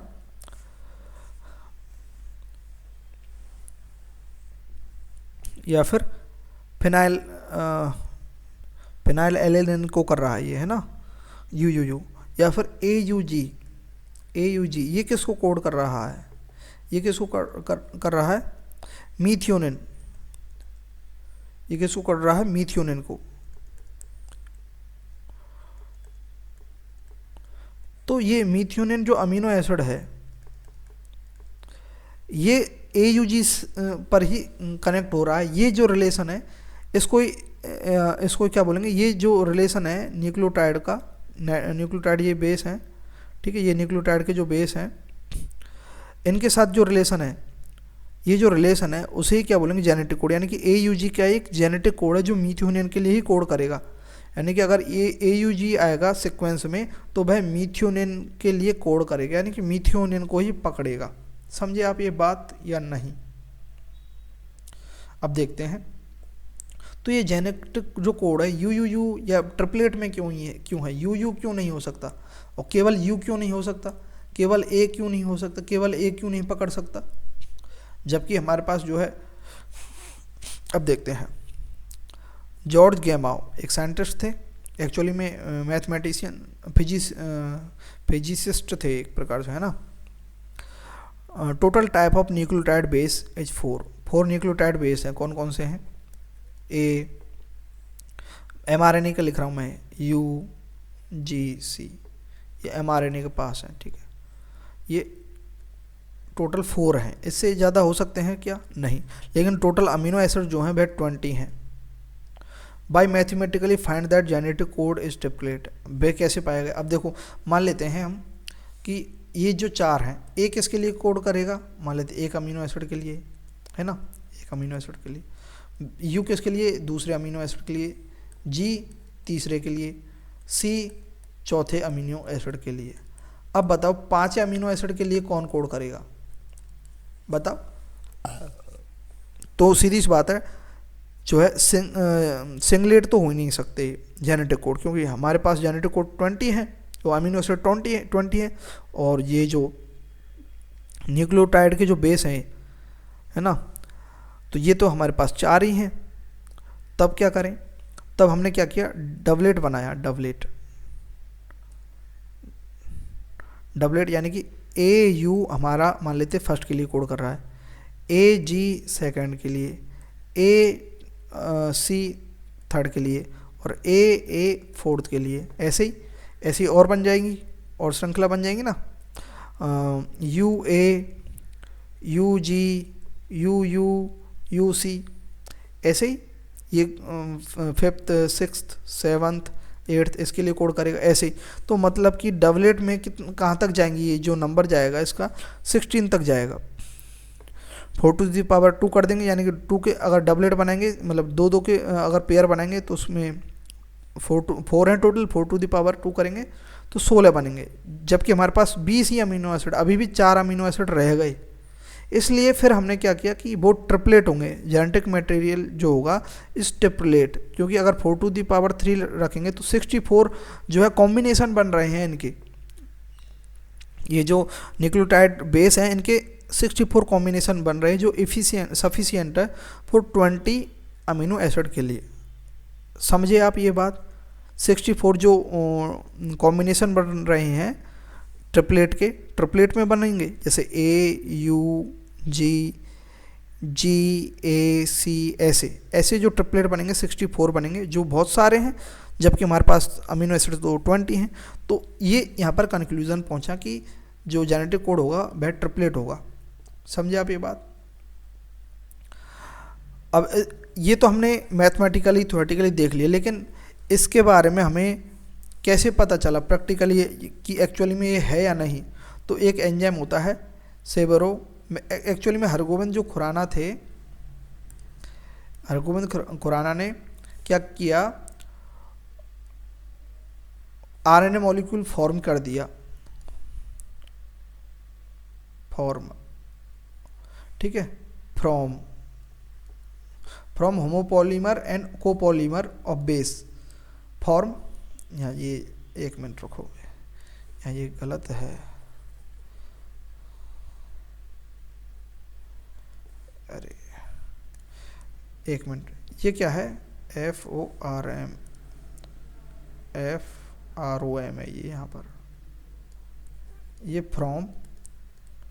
फ्रॉम होमोपॉलीमर एंड कोपॉलीमर, ठीक है, और बेस के कुछ होमोपॉलीमर और कोपॉलीमर के से लेकर के क्या फॉर्म कर दिया? RNA मॉलिक्यूल फॉर्म कर दिया। किसने? हरगोविंद खुराना ने।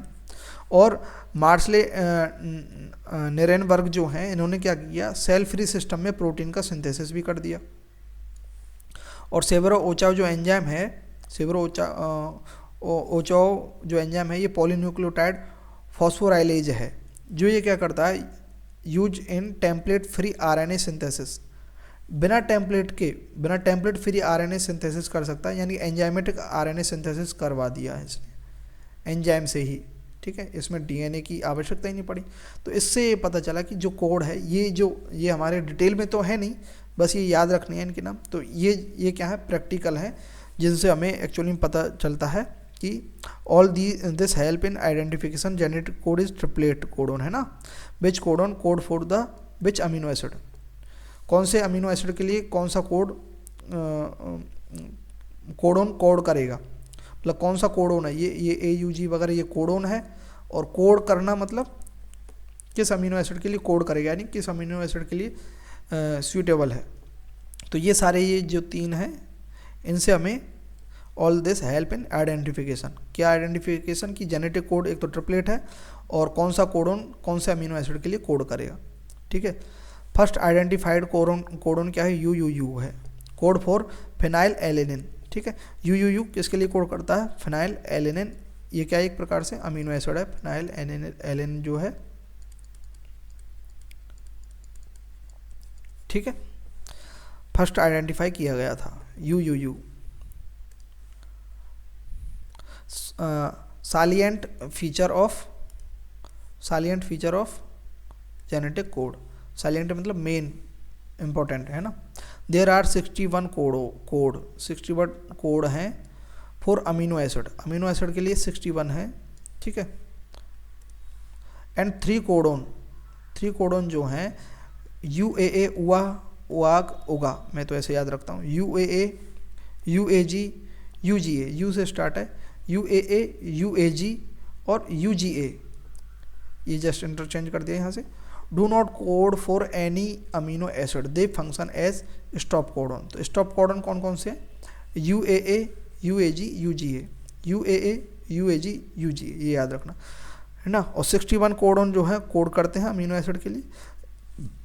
जेनेटिक कोडोन आर डीजनरेटिव मतलब it means some amino acids are coded by more than 1 codon, यानी कि मान लेते हैं हम फिनाइल एलेनिन है, PHE से लिखते हैं फिनाइल एलेनिन, ये इसके लिए कौन सा कोडोन कोड करता है, UUU। तो ये जरूर नहीं है कि केवल UUU ही करेगा फिनाइल एलेनिन के लिए, डीजनरेटिव है UU और UUC भी फिनाइल एलेनिन के लिए कोड कर सकता है, समझे। और AUG है वो याद रखना आपको, AUG किसके लिए करता है, मीथियोनिन के लिए, किसके लिए करता है, मीथियोनिन जो क्या है स्टार्टिंग कोडोन है या फिर इनिशिएटर है, इनिशिएटर है, इनिशिएट करता है ये, है ना, ये इनिशिएटर है, ये स्टॉपिंग कोडोन है, स्टॉप कर देते हैं किसको, ट्रांसलेशन वगैरह को, है ना, ये जो कोडोन है, ठीक है। तो 64 जेनेटिक कोडोन मैट्रिक्स है ये, समझे आप ये बात को या नहीं समझे, समझ गए होंगे। फीचर्स एंड म्यूटेशन क्या है वो देख लेते हैं। फीचर्स क्या है, जेनेटिक कोडोन आर यूनिवर्सल होते हैं फ्रॉम बैक्टीरिया टू ह्यूमन, ये यूनिवर्सल है बैक्टीरिया से लेकर के ह्यूमन तक, मतलब UUU जो है वो कोड करेगा फॉर फिनाइल एलेनिन के लिए, चाहे वह बैक्टीरिया हो या ह्यूमन हो। लेकिन यहाँ पर एक एक्सेप्शन है, वो याद रखना है, in mitochondrial codon and in protozoan, mitochondrial and protozoan के अंदर ये नहीं करता है बस, है ना, बाकी सब में ये यूनिवर्सल है, ठीक है। AUG has dual function, code for मीथियोनिन के लिए तो कोड करता है ये, साथ में क्या है स्टार्ट कोडोन भी है क्या, AUG। तो AUG क्या है, डुअल फंक्शन शो करता है। Genetic codon are unambiguous and specific, it means one codon code for only 1 amino acid. देखो जैसे UUU है ये केवल फिनाइल एलेनिन के लिए ही करेगा, किसी और अमीनो एसिड के लिए नहीं करेगा। लेकिन फिनाइल एलेनिन के लिए UUC भी कर सकता है, लेकिन UUU फिनाइल एलेनिन को ही करेगा, ऐसे नहीं कि मीथियोनिन को कर दे, नहीं। तो यानी कि ये क्या है, केवल स्पेसिफिक होता है, एक कोडोन एक अमीनो एसिड के लिए ही कोड करेगा, लेकिन एक अमीनो एसिड के लिए, ध्यान से सुनो, एक अमीनो एसिड के लिए एक से ज़्यादा कोडोन कोड कर सकते हैं, ठीक है। Genetic codon is read in mRNA, सीधी सी बात है, mRNA से ही ट्रांसलेशन होगा प्रोटीन का। In a contiguous fashion there are no punctuation, genetic code are non overlapping, ठीक है। Mutation and genetic codon, point mutation is a gene leads to change in mRNA and hence change in protein structure and function, ठीक है, समझे। Point mutation क्या है, a gene lead करता है change in mRNA and hence change in protein, protein में भी change कर देता है, mRNA में भी चेंज कर देता है, क्योंकि mRNA में चेंज होगा तो प्रोटीन में होगा, प्रोटीन के स्ट्रक्चर और फंक्शन अलग अलग होगी तो अलग ही हमारे जो है प्रतिक्रिया अलग ही होगी, ठीक है। जिस टाइम जो चीज़ बननी चाहिए वो नहीं बनेगी बॉडी के अंदर, फिर वो डिसफंक्शन हो जाएगा, वही बीमारी होगी, ठीक है, म्यूटेशन आने से, ठीक है। तो पॉइंट म्यूटेशन से mRNA भी चेंज हो जाता है। कैसे देखेंगे हम पॉइंट म्यूटेशन, देखो पॉइंट म्यूटेशन दो प्रकार का होता है, एक तो सब्स्टिट्यूशन, सब्स्टिट्यूशन आप केमिस्ट्री में पढ़ा ना, सब्स्टिट्यूशन रिएक्शन। सब्स्टिट्यूशन का मतलब क्या होता है, जैसे कि यहाँ पर कोई A बैठा है तो हमने इसको हटाया, इसको लात मारी और B बैठ गया इस जगह, मतलब A गया यहाँ से और B आ गया, इसे क्या बोलते हैं, सब्स्टिट्यूशन। तो पॉइंट म्यूटेशन दो प्रकार का होता है, एक तो सब्स्टिट्यूशन, दूसरा होता है फ्रेम शिफ्ट। फ्रेम शिफ्ट जानते हैं, फ्रेम को शिफ्ट कर देना, जैसे मान लेते AUG है, हमने फ्रेम शिफ्ट कब होगा, AUG CAG ऐसे मान लेते हैं ना, ठीक है, ऐसे है। तो हमने ये फ्रेम क्या है इधर खिसकाना है, तो इधर आकर के हमने कुछ ऐड कर दिया, मान लेते हैं U ऐड कर दिया, तो U ऐड करेंगे इसमें साथ में, तो AUG इधर चला जाएगा, इधर की साइड G चलेगा, तो GCA, फिर इधर ये G, क्योंकि ट्रिपलेट के फॉर्म में बनेगा हमेशा। तो देखो फ्रेम क्या है इधर शिफ्ट हो गया, ठीक है। तो फ्रेम शिफ्ट म्यूटेशन, उसमें एडिशन हो जाएगा या फिर सब्ट्रैक्शन हो जाएगा, किसका, किसी भी न्यूक्लियोटाइड बेस का, ठीक है। तो सब्स्टिट्यूशन म्यूटेशन देखते हैं, replacement of one gene nitrogen base by another nitrogen base, यानी कि एक नाइट्रोजन बेस जो है उसका किसी दूसरे नाइट्रोजन बेस के साथ रिप्लेसमेंट हो जाए, उसे सब्स्टिट्यूशन पॉइंट म्यूटेशन बोलते हैं। एग्जांपल क्या है, सिकल सेल एनीमिया क्या है, एक पॉइंट म्यूटेशन है, जो भी कौन सा वाला सब्स्टिट्यूशन पॉइंट म्यूटेशन है। इसमें क्या होता है,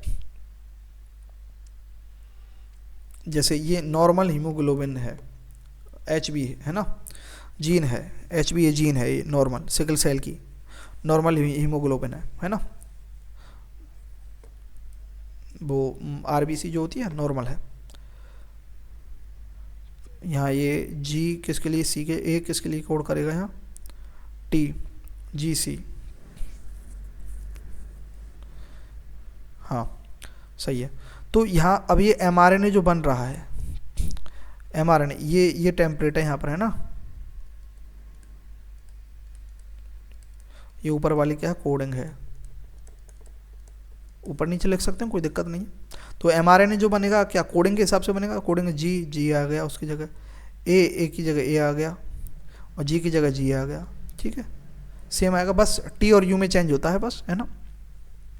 तो ये नॉर्मल है बेलेन हिस और ल्यू थ्रो प्रो, है ना, ग्लूटामिक, ठीक है।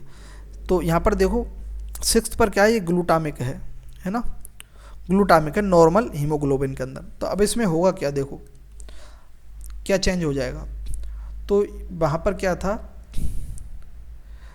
CTC है ये टेम्पलेट पर, है ना, तो यहाँ क्या हो गया चेंज, CAC हो गया, T की जगह यहाँ क्या आ गया, यहाँ क्या था, CT था पहले, T था, T की जगह क्या आ गया, A आ गया, मतलब क्या कर दिया, सब्स्टिट्यूट कर दिया, ठीक है। तो यहाँ T आ गया, तो ये क्या है, टेम्पलेट है,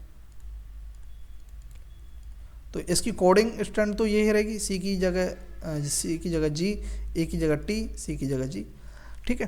तो अब mRNA जो बनेगा कोडिंग स्ट्रैंड के हिसाब से बनेगा, कोडिंग स्ट्रैंड, जी की जगह जी, टी की जगह हम आरएनए के अंदर क्या लेते हैं, ये तो डीएनए है ना, एक्चुअली में डीएनए से सारे वर्क होते हैं ना डीएनए, तो टी की जगह क्या आ गया, यू आ गया, और जी की जगह यू आ गया।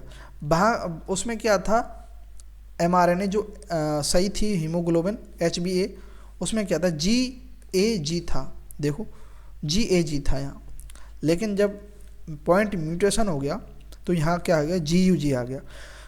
तो जी यू जी आने के कारण यहाँ पर क्या था, ग्लूटामिक एसिड था ना, तो उसकी जगह क्या आ गया, बेलाइन आ गया, क्योंकि जी यू जी किसके लिए कोड करेगा, बेलाइन के लिए, और जी ए जी किसके लिए करेगा, ग्लूटामिक एसिड के लिए। तो यहाँ 6th पोजीशन पर क्या आ गया, बेलाइन आ गया, उसे ही क्या बोलते हैं, सिकल सेल एनीमिया। इस बेलाइन आने के कारण ये जो आरबीसी ऐसे होती थी, ऐसे स्पेरिकल बालूशाही शेप की होती थी, वो सिकल सेल हो गई, सिकल शेप हो गई, सिकल यानी कि हंसी आकार, जो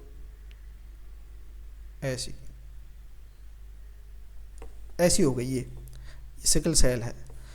तो ये पॉइंट म्यूटेशन हुआ जो सब्स्टिट्यूशन वाला है, समझे आप, ठीक है।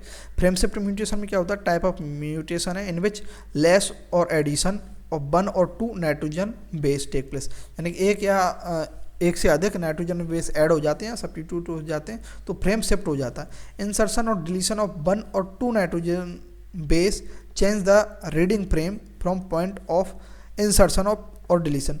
इंसर्शन और डिलीशन का जो पॉइंट है, जहां हम इंसर्ट कर रहे हैं, डाल रहे हैं या डिलीट कर रहे हैं, जैसे देखो A U G T, A U G, U G C, C A G, ये ऐसे है ना, ठीक है।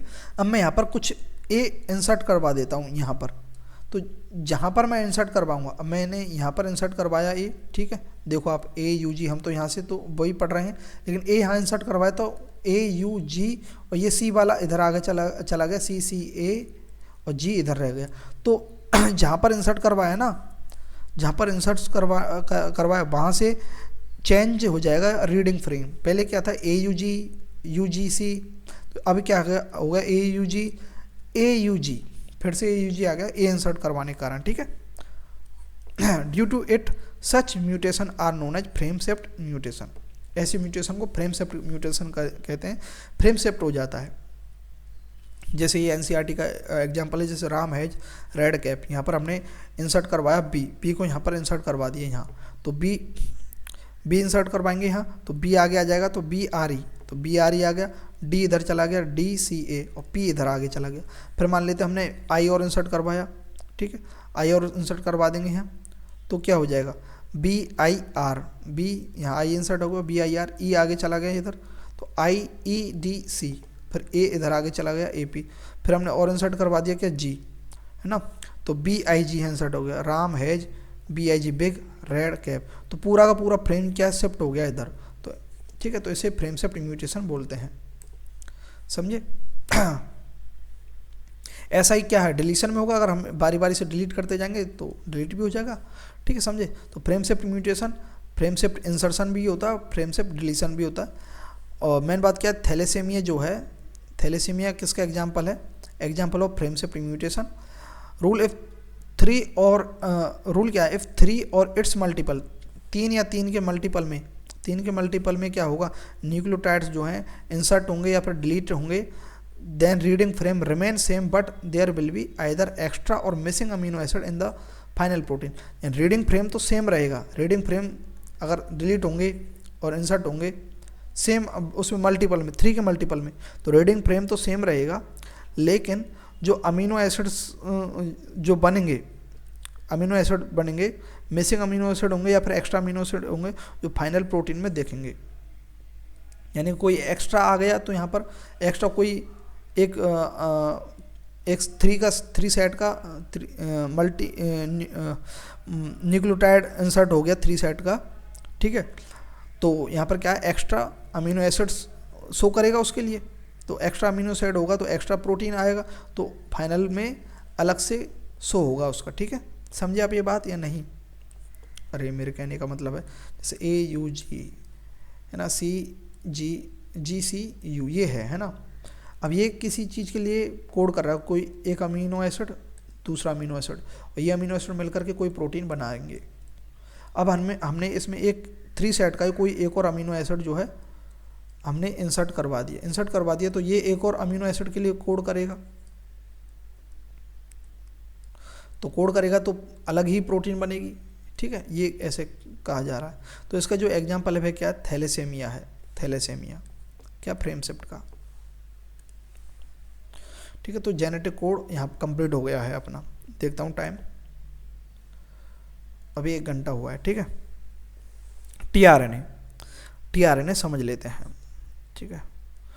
टीआरएनए के बाद ट्रांसलेशन स्टार्ट होगा और देखते हैं। चलो, टीआरएनए क्या होता है? TRNA the adapter molecule, tRNA को क्या बोलते हैं? अडेप्टर मॉलिक्यूल भी बोलते हैं, ठीक है। 10 to 15% of total cellular RNA. क्यों बोलते हैं अडेप्टर मॉलिक्यूल, अभी बताऊंगा मैं, ठीक है। इसे पहले ये स्मॉलेस्ट आरएनए है tRNA. It present in soluble form in cytoplasm, soluble RNA और एसआरएनए। पहले इसे क्या बोला जाता था? सॉल्युबल आरएनए बोला जाता था, क्योंकि साइटोप्लाज्म में सॉल्युबल फॉर्म में होता है, तो इसे सॉल्युबल आरएनए बोला जाता था पहले, ठीक है। It transfer activated amino acid from amino acid pool to ribosome according to codon of mRNA, hence it is known as transfer RNA या टीआरएनए। ट्रांसफर आरएनए क्यों बोलता है? क्योंकि ये ट्रांसफर करता है किसको? एक्टिवेटेड अमीनो एसिड को। कहाँ से? अमीनो एसिड पूल कहाँ होगा? यानी कि बहुत सारे अमीनो एसिड कहाँ पर होंगे? साइटोप्लाज्म में। अब mRNA साइटोप्लाज्म में आ गया, साइटोप्लाज्म में आने के बाद ही तो ट्रांसलेशन होगा। समझे आप ये बात या नहीं? न्यूक्लियस है, न्यूक्लियस के अंदर डीएनए है, डीएनए यहाँ पर mRNA बन गया, mRNA अब बाहर कहाँ गया? साइटोप्लाज्म में। यहाँ पर बहुत सारी क्या है? अमीनो एसिड्स हैं साइटोप्लाज्म के अंदर, अमीनो एसिड्स हैं, तो टीआरएनए क्या होगा? ये एक्टिवेटेड जो अमीनो एसिड्स हैं, एक्टिवेटेड अमीनो एसिड्स हैं, ये रेड एक्टिवेटेड अमीनो एसिड, इनको पकड़ेगा टीआरएनए, लेकर के आएगा कहाँ पर? mRNA के पास, ठीक है। mRNA के पास लाएगा और to ribosome according to codon of mRNA। यहाँ राइबोसोम्स है,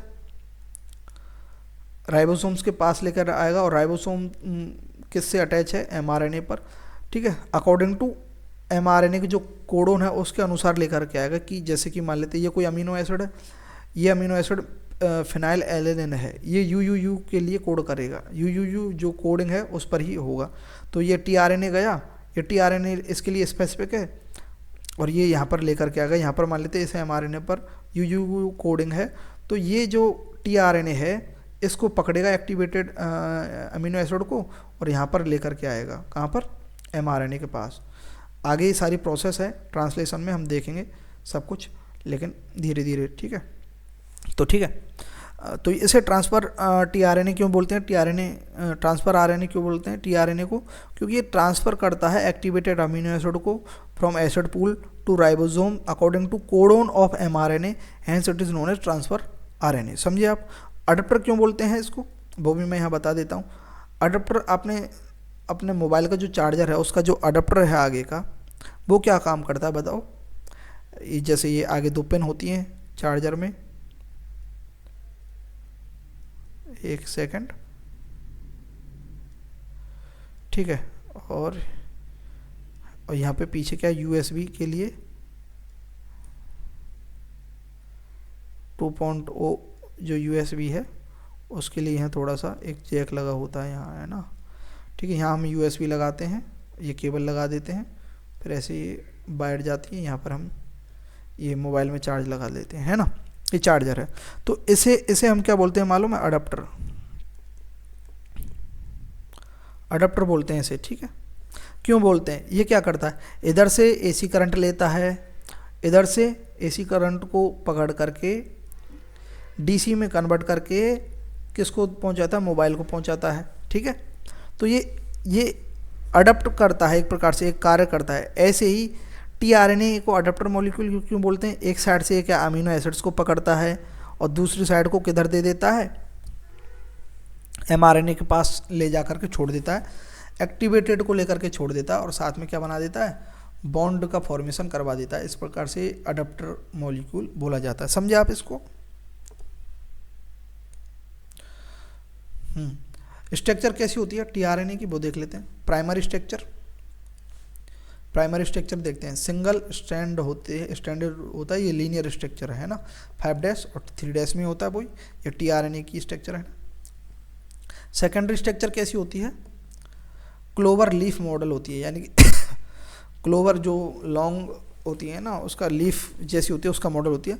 the primary structure of tRNA is folded. ये जो प्राइमरी स्ट्रक्चर है ये फोल्डेड हो जाती है due to hydrogen bond between complementary bases. इसमें यहाँ पर कुछ मान लेते हैं, यहाँ AUG है और यहाँ पर क्या है हमारा T और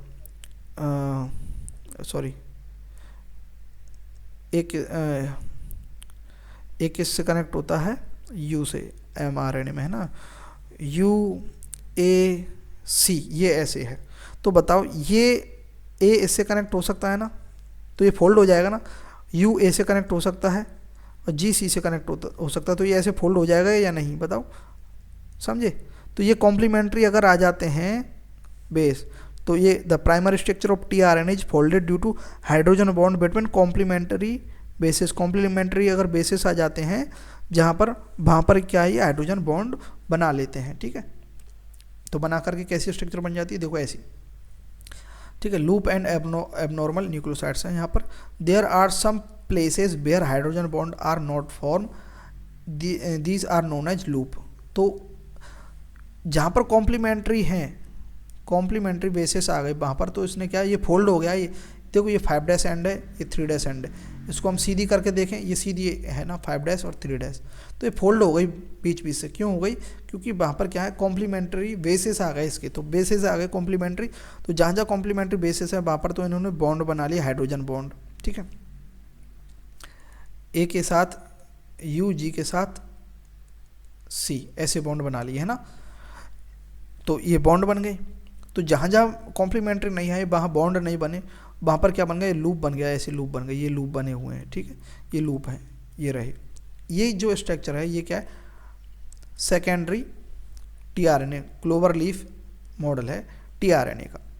वैसे इसमें ज़्यादा अंदर हमें जाने की आवश्यकता नहीं है, लेकिन फिर भी मैं बता देता हूँ, ठीक है। ये आपको इतना ही याद रखना है, इसके अंदर ज़्यादा आपको याद रखने की आवश्यकता नहीं है, ये सारे डायग्राम वगैरह भी रखने की आवश्यकता नहीं है, लेकिन फिर भी आप समझ लीजिए, ठीक है। इसका ये 3' एंड है, 3' एंड जो एंड होता है CA से होता है, ठीक है। तो CEA टर्मिनल होता है 3' एंड पर, है ना, CA टर्मिनल होता है, ठीक है। और AA अमीनो एसिड, A यहाँ मतलब अमीनो एसिड बाइंडिंग साइट होती है, यहाँ पर अमीनो एसिड बाइंड होता है, जो एक्टिवेटेड अमीनो एसिड लेकर के जाता है ना RNA, तो यहाँ पर बाइंड होता है अमीनो एसिड, ठीक है, अमीनो एसिड यहाँ पर बाइंड होता है, ठीक है। और ये जो है ये टी साइसी बोलेंगे, टी साइसी लूप है या टी लूप भी बोल सकते हैं। ये क्या है, राइबोसोम बाइंडिंग साइट है, जो राइबोसोम होता है उससे अटैच होने के लिए ये लूप है, ठीक है, टी लूप या टी साइसी लूप। टी साइसी लूप क्यों है, ये क्या है, स्यूडो यूरेडिन है, यह स्यूडो यूरेडिन है, उसके कारण से अनयूजुअल बेस आ गया, उस कारण से ये लूप बन गया, स्यूडो यूरेडिन आ गया।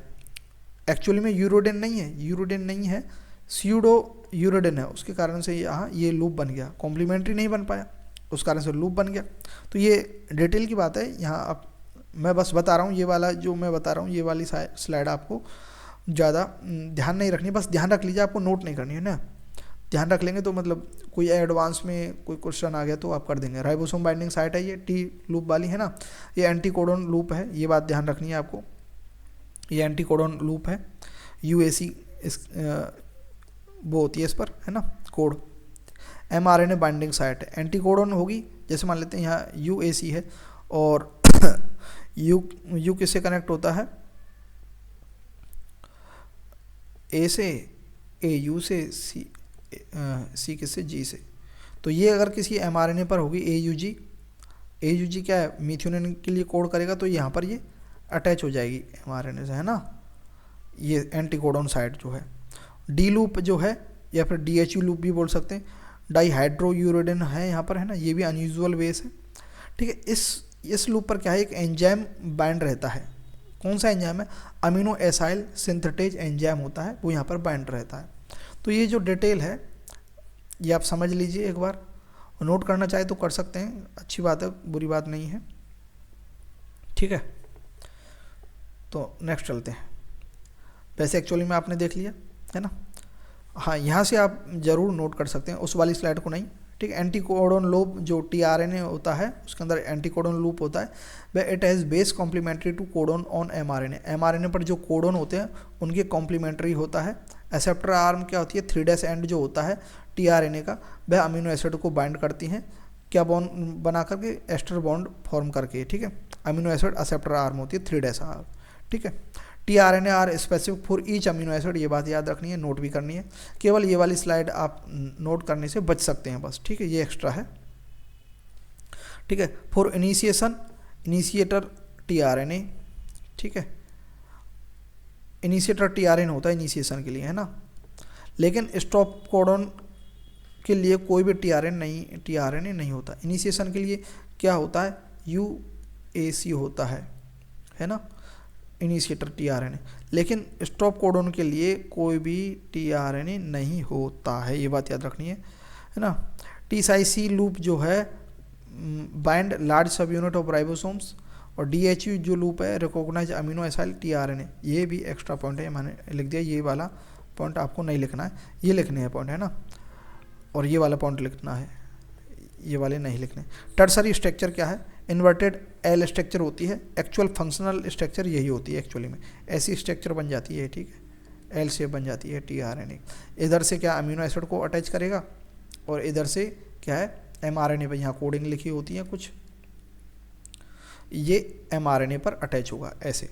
ठीक है, तो ये एल शेप जो है इन्वर्टेड एल शेप होती है, सॉरी इन्वर्टेड एल शेप होती है ऐसी। ठीक है, इन्वर्टेड एल शेप होती है ये स्ट्रक्चर। एक्चुअल फंक्शनल स्ट्रक्चर कैसी होती है, इन्वर्टेड एल शेप होती है टर्सरी स्ट्रक्चर tRNA की, है ना। अब आता है अपना ट्रांसलेशन। ट्रांसलेशन में हम समझेंगे कैसे क्या होता है प्रोसेस। तो मेरे हिसाब से ट्रांसलेशन को नेक्स्ट लेक्चर में करना चाहिए या नहीं, ट्रांसलेशन को हम नेक्स्ट लेक्चर में ही कर लेंगे, है ना, ट्रांसलेशन और बाकी तो मेन ट्रांसलेशन ही बड़ा है इसमें। इसके बाद तो फिर कुछ नहीं है, ट्रांसलेशन हो गया, उसके बाद तो एक ऑपेरॉन है और जेनेटिक ह्यूमन जीनोम प्रोजेक्ट है, DNA फिंगरप्रिंट है, बस यही है। ठीक है, तो ट्रांसलेशन बड़ा है, तो कल ट्रांसलेशन कर देंगे और चैप्टर भी कंप्लीट कर देंगे अपना। तो यहाँ के लिए मैं थैंक यू बोल देता हूँ आपको।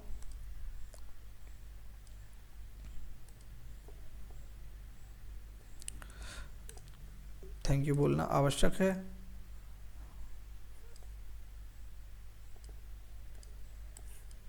थैंक यू बंधु एवं बांधवों। राम जी। ठीक है, समझ में नहीं आया हो तो कमेंट करें, आ गया हो तो भी कमेंट करें। Thank you very much.